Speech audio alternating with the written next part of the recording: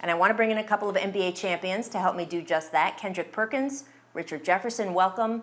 Richard, what was your reaction to the events of this weekend surrounding the death of George Floyd and how visible NBA players made themselves? Well, one, I just want to say how proud I am of all the people that are speaking out.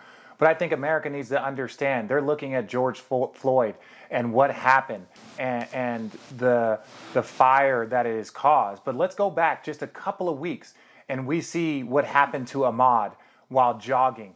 And he was pretty much lynched by 3 individuals who are now brought to justice. But for months, they hadn't been brought to justice until the video came out. Then you turn on your phone or you turn on your television a couple of days later and you see Amy Cooper accusing a young African-American in Central Park and calling the cops on him. And then a couple of days later, you have the George Floyd situation. And all of this is going on when the majority of America is still at home, is still under quarantine. And these incidences are still happening. So that lets you know that this is not one incident. This is not 2. This is not 3. This is months. This is years. This is decades. This is generations of anger that has been boiled up to a point. Do I agree with all the destruction? No, but I do understand too that some of these people are so upset, they're so fired up, and they're so riled up that nothing is going to stop that fury right now. I'm with you, RJ, but Rachel, first, let me just say thank you. Thank you to Jaylen Brown. Thank you to Malcolm Brogdon. Thank you to Steven Jackson. Thank you to Jamie Foxx.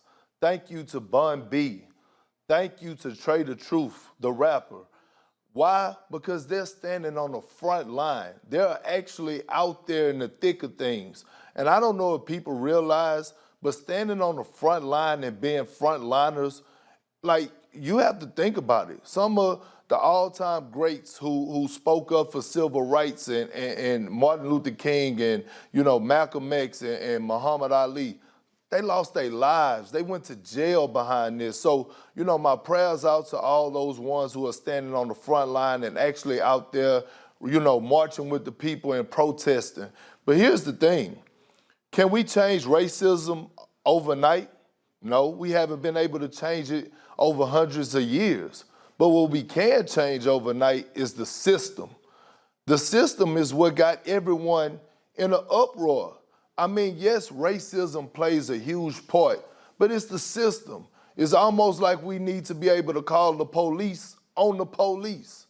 And what's going on right now is that, you know, we as African Americans are watching, you know, these police officers get away basically with murder. Like right now, yeah, it was 4 cops that played a role in George Floyd, you know, murder, should I say. That's what happened. And only one of them is in jail.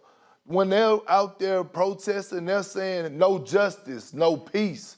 Meaning, you know, we could nip a lot of this in the bud by just having to, you know, arrest the other 3 officers. So, you know, I don't have all the answers, but I do know that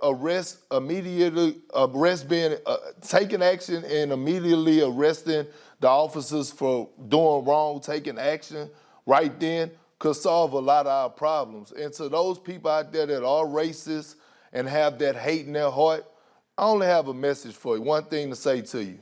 Cleanse your soul. Cleanse your soul.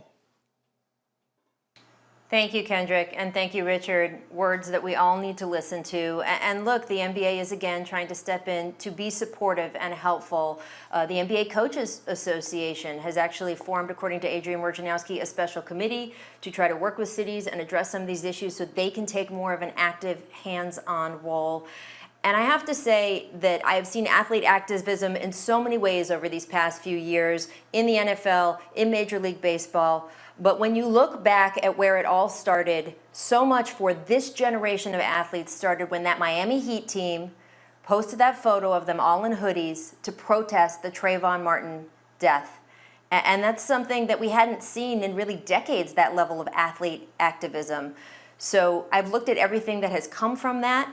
And we talk about, hey, LeBron James is almost to that point of retirement in a few years, and Chris Paul and Carmelo Anthony, Dwayne Wade is already retired. Those 4 guys who stood up on that stage at the ESPYs a few years ago, making such a point about how athletes needed to get involved. And the fact that there are now this new younger generation of athletes we have seen out on these streets making a difference has been just, I think, really significant and something we're going to continue to watch.